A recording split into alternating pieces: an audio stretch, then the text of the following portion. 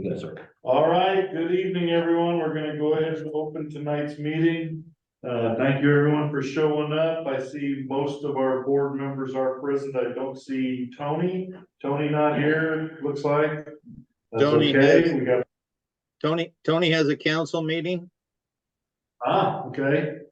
Well, we have plenty of board members present for a quorum, but we'll start off with a roll call.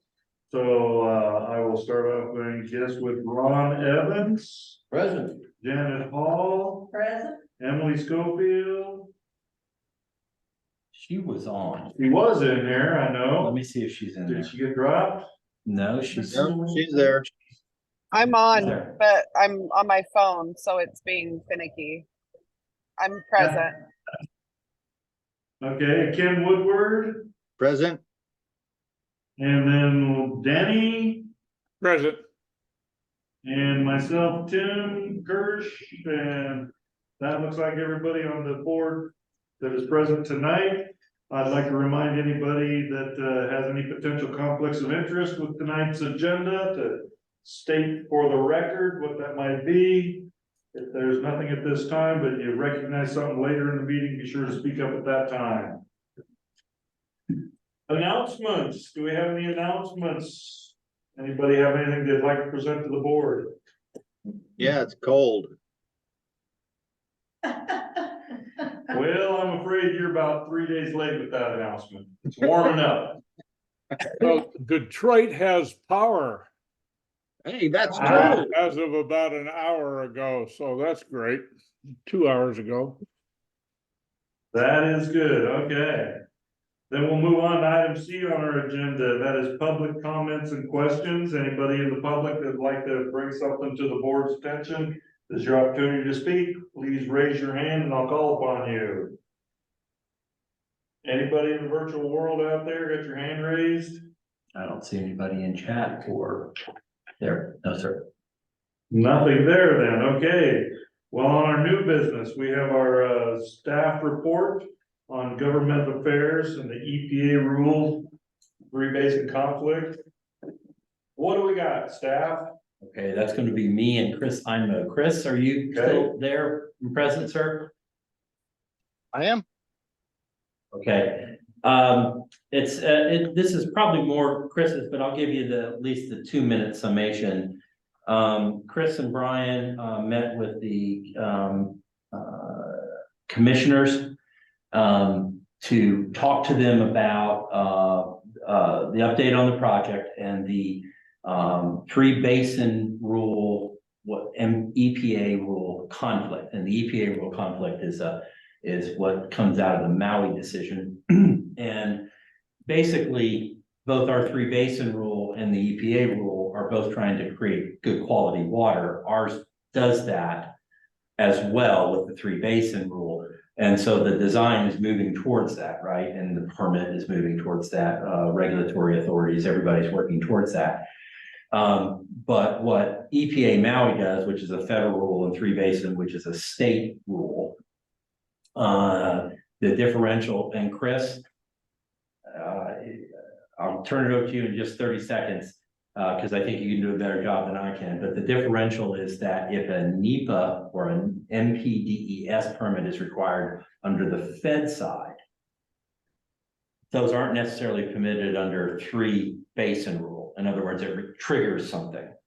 But everybody agrees that, so solving that conflict. So that presentation was made to the board, and the Marion County Board has agreed to lobby, not and add to the $25 million lobbying issue. I say lobbying, advocation for the additional funds to have this issue rectified either through budget note or some other mechanism that everyone. And on the call, it was DEQ was on the call, included with the county. I was present for you folks on your behalf to be part of that meeting. Chris, what did I miss? I think that does it. Do you need me?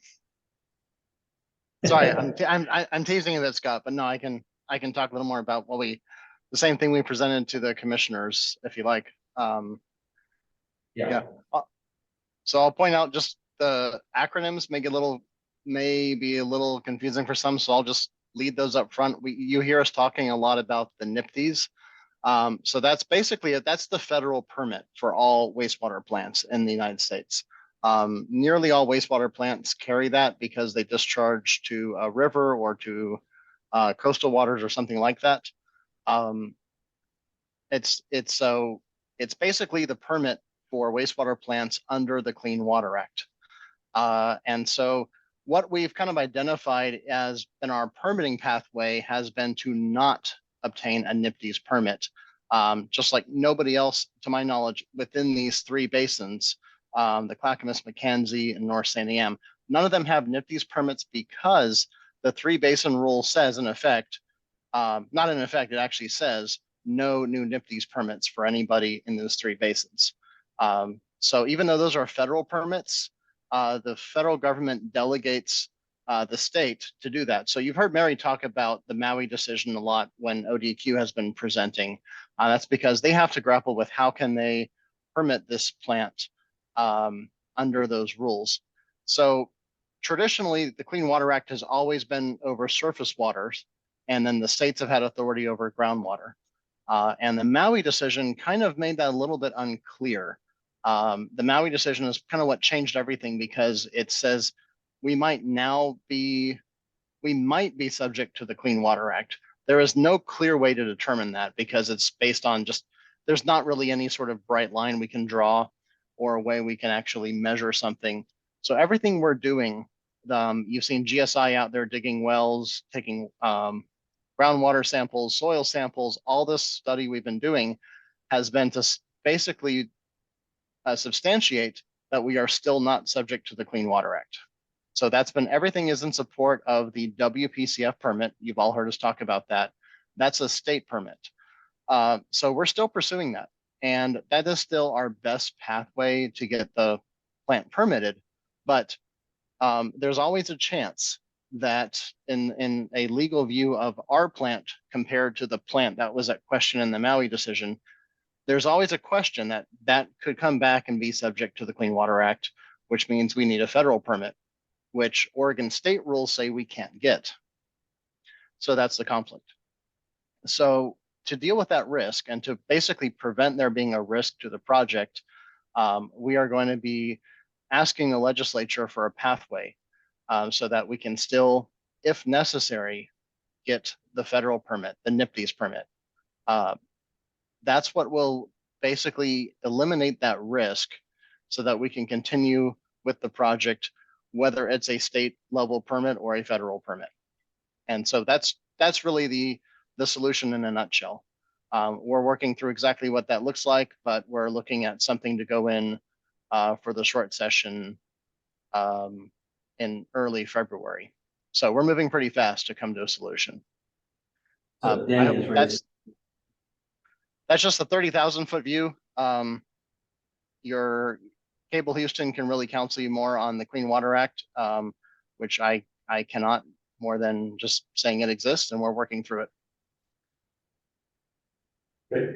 I think Denny, you got a comment on that? I do, thank you. Chris, I thought Mary was pretty emphatic in our discussion at our last meeting regarding the Clean Water Act and the fact that we would fall outside the parameters of that act. Was I mistaken? So Denny, that is certainly the hope, and that is the most likely outcome, we believe.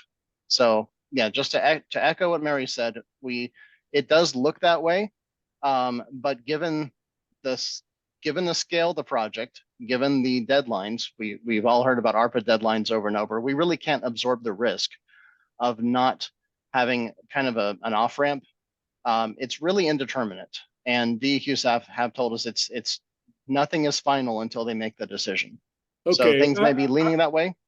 Yeah, I appreciate that. It's sort of a belt and suspenders approach. And that's okay. I think we need to do everything that we have to do to assure that that's not going to be a stumbling block for us?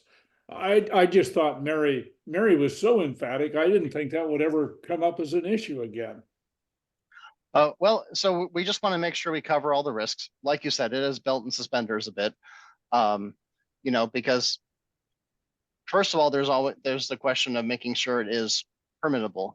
Once it's permitted, any system that's under a permit can also face a challenge. So we want to make sure we have all of our ducks in a row to cover every possible base there.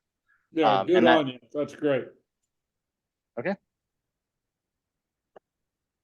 thank you. Any other questions for Chris? Chris, if, do you have a general idea if we don't get involved in the federal about when we might get a permit for the plant? So Can you repeat that question, please? It's very muffled for us out here.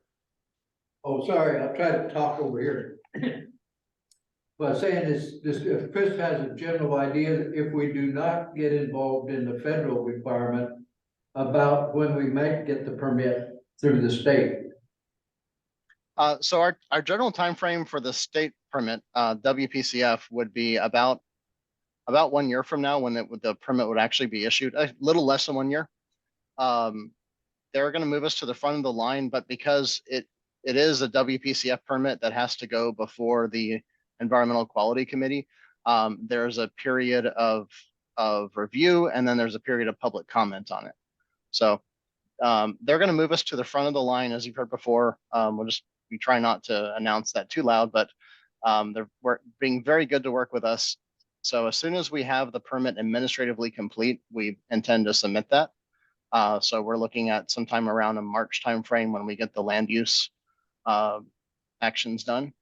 And then once that permit is in review, we'll actually have some preliminary answers. They'll actually be able to give us some sort of real written answer before the formal permit's issued. I'm hopeful we can see that sometime in the summer.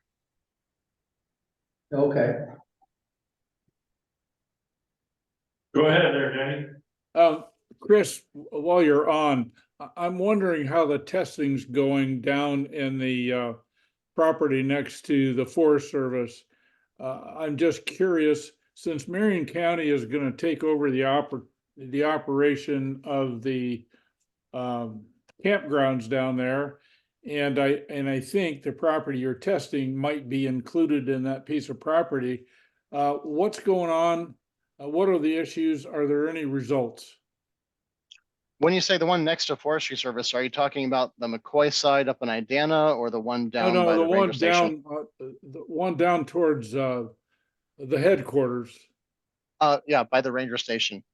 So that one the only testing we've done at that site has been shallow soil samples, because we've been focused on the McCoy site up in Idana as the more likely candidate.